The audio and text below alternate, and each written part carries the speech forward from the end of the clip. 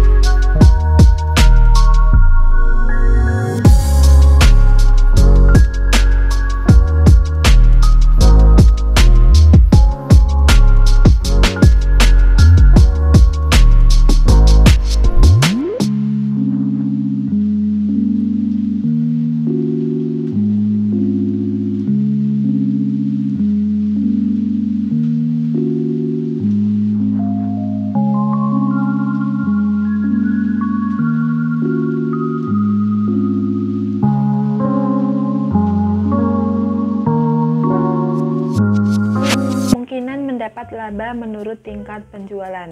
Nah, sesuai dengan tadi, jadi ketika di titik mana sih laba itu sama dengan 0, maka di penjualan selanjutnya insya Allah akan menjadi laba yang lebih banyak lagi. Manfaat yang ketiga yaitu untuk evaluasi laba dari perusahaan. Jadi misalnya dalam suatu perusahaan 1 tahun itu dievaluasi, oh laba kita tahun ini tuh berapa, misalnya 1 juta. Apakah kita sudah mencapai titik BEP itu? Kalau misalnya belum, berarti kebijakan untuk periode selanjutnya adalah dengan mendorong produksi yang lebih banyak lagi agar segera mencapai BEP. Kalau misalnya ternyata labanya sudah melebihi, maka selain untuk mendorong lebih banyak lagi, kita juga mengembangkan inovasi-inovasi yang lebih bagus. Manfaat yang keempat yaitu meringkas laporan keuangan menjadi mudah dibaca dan dipahami. Jadi sebenarnya sistem laporan keuangan itu sangat tebal dan grafiknya sangat banyak. Kalau misalnya mau dibahas dalam suatu rapat direksi, nah itu akan memakan waktu yang lama sehingga kebijakannya itu tidak akan segera diputuskan. Nah, oleh karena itu, dengan cara menghitung BEP ini, laporan keuangan akan menjadi lebih ringkas dan mudah dibaca. Nah, kita masuk ke materi selanjutnya, yaitu strategi penetapan harga jual. Dalam menentukan harga jual produk yang paling sesuai dan tepat itu tidaklah mudah. Jadi, apalagi untuk wirausahawan yang baru memulai usahanya. Harga jual juga sangat berkaitan dengan tingkat penjualan dan tingkat keuntungan yang ditetapkan. Jadi, kalau misalnya kita menetapkan laba yang tinggi, mungkin titik impas atau BEP yang ditetapkan itu cepat tercapai. Tetapi, mungkin resikonya justru nggak ada yang mau beli karena jadi terlalu mahal. Sedangkan sebaliknya, jika produk yang kita jual itu terlalu murah, kita akan menghasilkan laba tetapi itu akan tercapai dengan jangka waktu yang sangat lama. Sementara untuk menentukan harga ini tidak boleh asal-asalan karena resiko kerugiannya juga sangat besar. Oleh karena itu, ada beberapa strategi yang bisa kita gunakan dalam menetapkan harga jual produk yang akan kita jual. Yang pertama yaitu pelanggan. Nah, pelanggan ini adalah prioritas utama apakah harga jual bisa diterima pelanggan dan kualitas barang sesuai dengan harga. Maksudnya di sini kita lihat dulu pangsa pasar kita yang seperti apa. Jika orangnya dari sisi ekonomi menengah ke bawah, maka kita tidak bisa mematok harga yang sangat tinggi. Sementara yang menengah ke atas, mungkin bisa jadi kita mematok harga yang lebih tinggi, padahal kualitas barangnya sama aja. Nah, itu tergantung dari sasaran atau pangsa pasar yang kita inginkan. Strategi kedua adalah pesaing. Nah, harga jual dapat bersaing dengan harga jual produk pesaing. Pastikan bahwa harga jual produk kita itu dapat bersaing dengan yang produk orang lain. Perhatikan juga tingkat keuntungannya. Jangan sampai kita mengambil keuntungan yang terlalu besar yang bikin kita nggak laku produknya, karena di harga pesaing kita itu justru lebih murah daripada harga yang kita patok. Strategi yang ketiga adalah biaya. Nah, biaya di sini kita harus memastikan apakah harga jual yang kita tetapkan itu dapat menutup biaya-biaya yang kita keluarkan ketika memproduksi produk itu. Misalnya di sini ada biaya tetap dan biaya variabel. Nah, harga jual itu misalnya dengan berapa pieces barang yang kita jual itu apakah bisa menutup biaya variabel dan biaya tetap yang kita keluarkan. Nah, ini artinya kita harus benar-benar jeli dan teliti dalam menghitung biaya tadi. Nah, misalnya tadi dengan menghitung BEP atau titik impas. Kita harus memastikan tidak ada biaya yang tidak kita masukkan atau kelupaan. Nah, ketika ada yang lupa nggak dimasukkan, nanti bisa menyebabkan kerugian. Nah, strategi yang terakhir adalah kemanfaatan usaha. Jadi kita harus menetapkan apakah harga jual yang kita inginkan ini pantas dengan barang yang kita produksi. Katakanlah apakah harga segini tuh worth it nggak sih kalau kita menjual produk ini. Jadi meskipun kita dalam membuka suatu usaha itu menginginkan laba yang besar, kita juga tetap harus rasional, menyesuaikan logika apakah suatu barang itu harus dihargai dengan harga yang tinggi atau yang sedang-sedang saja. Nah, seperti itu strategi yang bisa kita terapkan ketika kita akan menetapkan harga jual dari produk yang kita produksi. Selanjutnya kita akan masuk ke materi perhitungan BEP, tetapi sebelumnya Ustazah akan menjelaskan komponen-komponen apa saja yang kita gunakan dalam menghitung BEP. Yang pertama, ada fixed cost atau biaya tetap. Bisa kita artikan sebagai biaya yang tetap ada meskipun tidak ada kegiatan produksi. Yang kedua adalah variable cost. Di sini kita artikan biaya per unit atau per pieces yang sifatnya bergantung pada volume produksi. Dan yang terakhir adalah selling price atau harga jual. Nah, di sini kita artikan harga jual per unit barang atau jasa yang kita produksi. Kita masuk ke komponen yang pertama yaitu fixed cost atau biaya tetap. Nah, fixed cost ini kita bagi menjadi dua, yaitu committed fixed cost dan discretionary fixed cost. Nah, committed fixed cost ini biayanya tidak dapat dikurangi karena untuk mempertahankan kemampuan perusahaan dalam jangka panjang. Contoh dari committed fixed cost ini adalah biaya depresiasi, pajak bumi bangunan atau PBB, biaya sewa, dan biaya asuransi. Sedangkan untuk discretionary fixed cost adalah biaya yang muncul karena kebijakan manajemen secara berkala. Di sini biasanya tiap 1 tahun. Nah, ini secara langsung mencerminkan kebijakan manajemen puncak atau direktur-direkturnya mengenai jumlah maksimum biaya yang diizinkan untuk dikeluarkan dalam proses produksi. Jadi discretionary fixed cost ini tidak mengabarkan hubungan antara input dan output. Jadi misalnya inputnya berapa, itu tidak langsung berarti nanti outputnya sebesar sekian, karena dia seolah-olah tidak bisa dihitung secara matematis. Nah, di sini biaya yang dikeluarkan yang termasuk dalam discretionary fixed cost adalah biaya R&D atau research and development, riset atau pengembangan produk. Yang selanjutnya ada biaya iklan, promosi penjualan, program pelatihan karyawan, dan biaya konsultan. Variable cost kita juga membaginya menjadi dua jenis, yaitu yang pertama engineered variable cost. Nah, di sini engineered variable cost bisa kita artikan sebagai biaya yang memiliki hubungan fisik tertentu dengan ukuran kegiatan tertentu. Maksudnya gimana? Jadi memiliki hubungan langsung dan nyata dengan ukuran fisik tertentu dalam proses produksi. Biaya ini merupakan biaya yang antara masukan dan keluarannya itu punya hubungan erat dan nyata. Jadi jelas, kelihatan banget fisiknya apakah berkurang atau enggak. Contoh dari engineered variable cost ini adalah biaya bahan baku. Yang kedua adalah discretionary variable cost.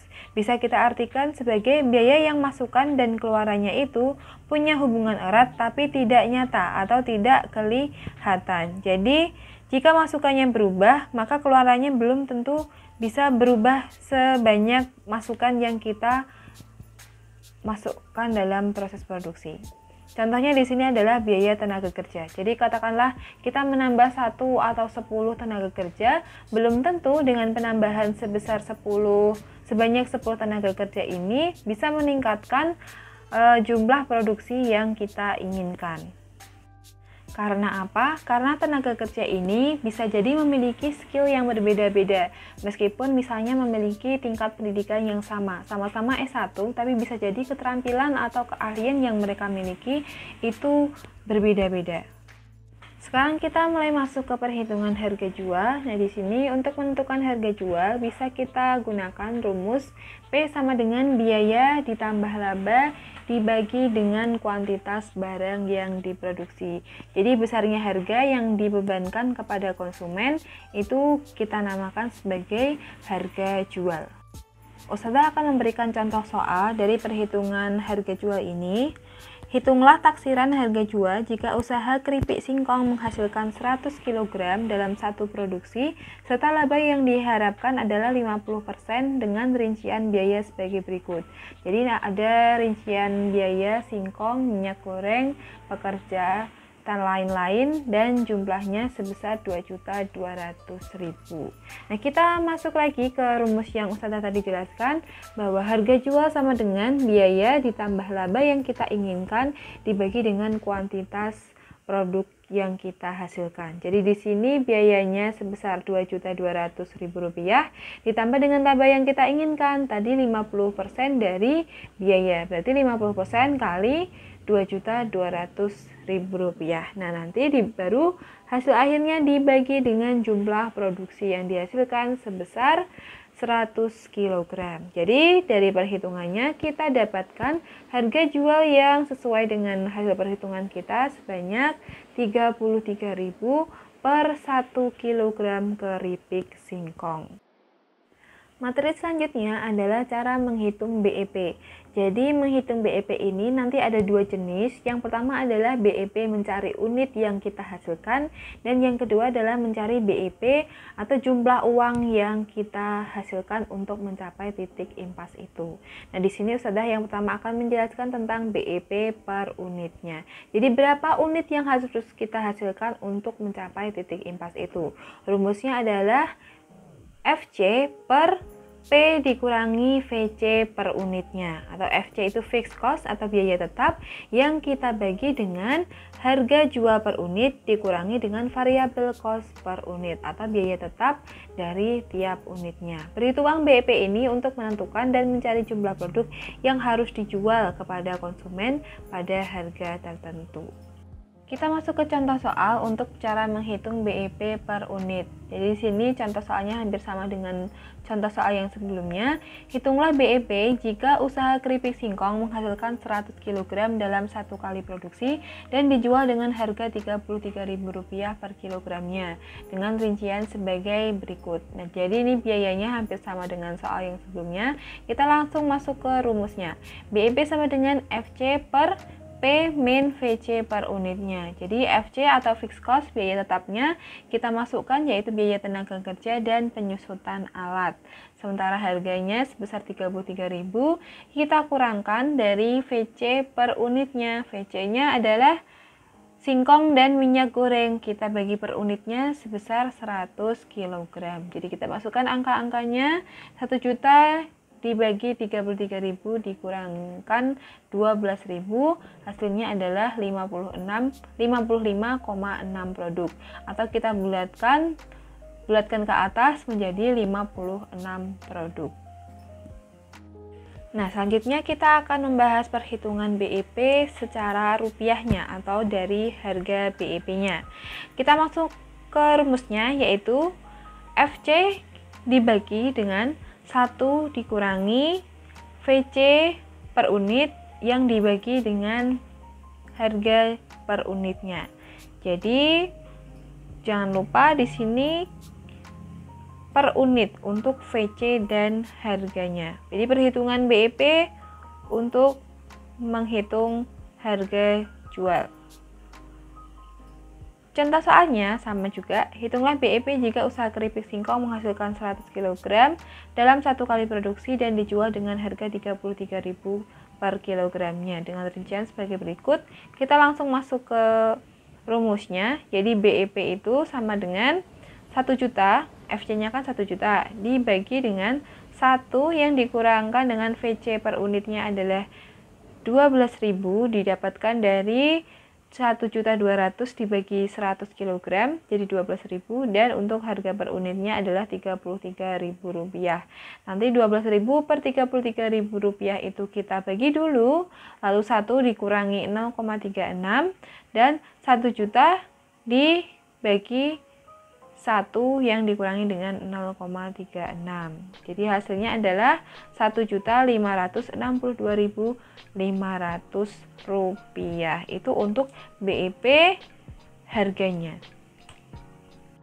Nah, seperti itu materi titik impas atau break even point yang kita bahas dalam video kali ini. Selanjutnya untuk sesi tugas akan Ustazah jelaskan dalam kolom chat. Semoga materi ini bermanfaat. Kurang lebihnya mohon maaf. Wassalamualaikum warahmatullahi wabarakatuh.